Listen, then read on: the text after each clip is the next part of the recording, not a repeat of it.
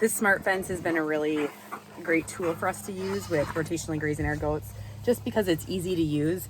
We are moving, typically we have 2 to 3 groups of goats that we're grazing, and so to really make it manageable, it's much easier to run this system to set up and move our goats versus using a netted fencing. Though I do like using netted fence, but we tend to use that more in instances where we don't have our perimeter fence, just because our perimeter fence offers a little bit of like an extra sense of security with our dogs and with our goats and predators and such. But this system really,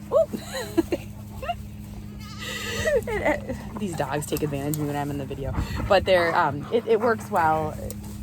It makes things a lot easier for moving herds and being more time efficient, and also just ease of putting gear in the back of my gator. Those other fences can be really a challenge. You have to treat them right and they work great, but this is just it makes things a lot more simple in our permanent pastures.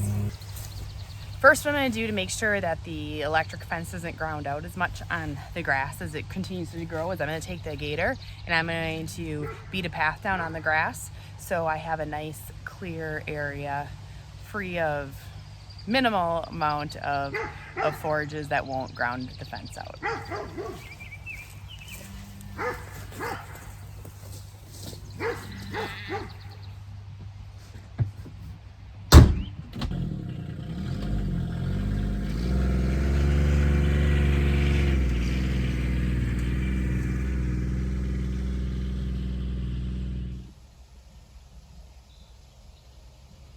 So you can see here the path I made with the gator, and this will make a really nice area for us to put the fence in. All right, so as I pull this up, I gotta watch out here. I've got a big hole right here, but I'm going to get this set up so I can tie it off on the fence. And we have our seasonal water line here, so I just want to be careful that when I go to put some of this down, I'm not putting the fence posts into my water line. I've done that before and it's not fun because then I have to repair the fence, or excuse me, repair the water line. All right, so got this. Okay, I should be set. It's a few inches away from the fence line. I'm gonna push this down.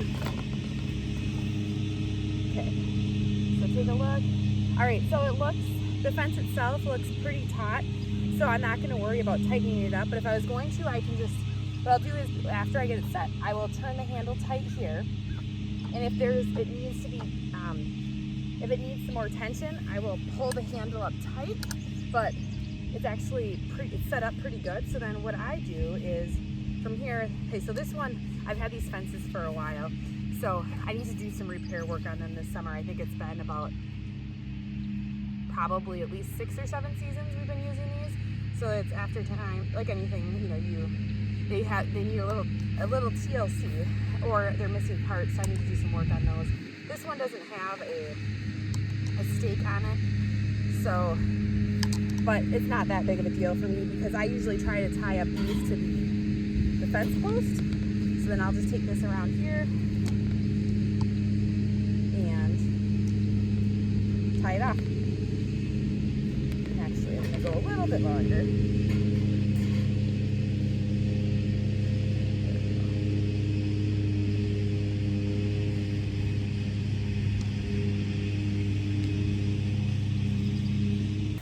To connect the fence, I will first connect it.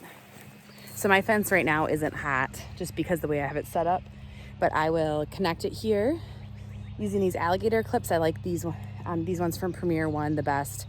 I've purchased some other ones from other fencing vendors and they work fine, but I just like they stay, like the wire stays more pliable throughout their life compared to some other versions I've had. So I connect it to our center fence, and this isn't hot yet just because we haven't, our last fence over there where the goats are at is not connected yet. Once they move in, then that center wire will be hot. So I'll just show you here on one of these fences. Get this clip here. This fence here, it has the built-in, so this fencing system has built-in posts with built-in stakes and lines to, this works really well for using at the end of your fence. So I use one down at the other end where I'm not tying into our perimeter fence. But then if we were to do corners, this works well in that regard. Or if I have to, my line isn't straight. I don't use them as often because I always try to do straight lines with this system. It just seems to work a lot better, and the reel works better in that regard. But it's nice that these are built in depending on how you have to set up your paddocks. I wasn't going to move them quite yet this morning. I have to head out to a birthday party this afternoon. Not for me, but for my son. Drop him off. But I was going to wait to move them until we got back home, and I think they're ready. So let's move them in.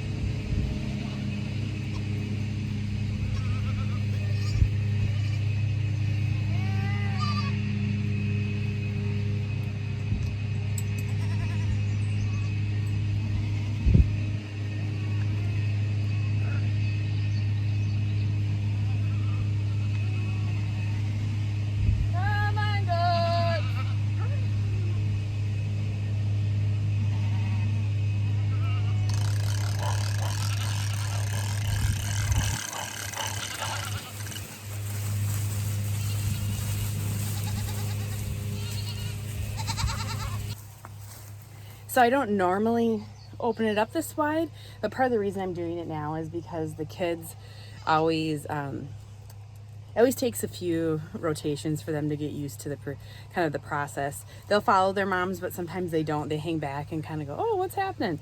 So I want it to be easier for them to know how to follow the rest of the herd into the next paddock. And what we'll do next, and I'm going to do this a little bit later today just because I don't know if those, I just need to double check that our pasture shelters are all ready to move for this season. Over winter we use them as fall winter shelters, but we will move those in with the gator into the pasture, or into the paddock, so they have some shelter and some cover from the rain and the sun. So that's how we move our goats and use the electric fence.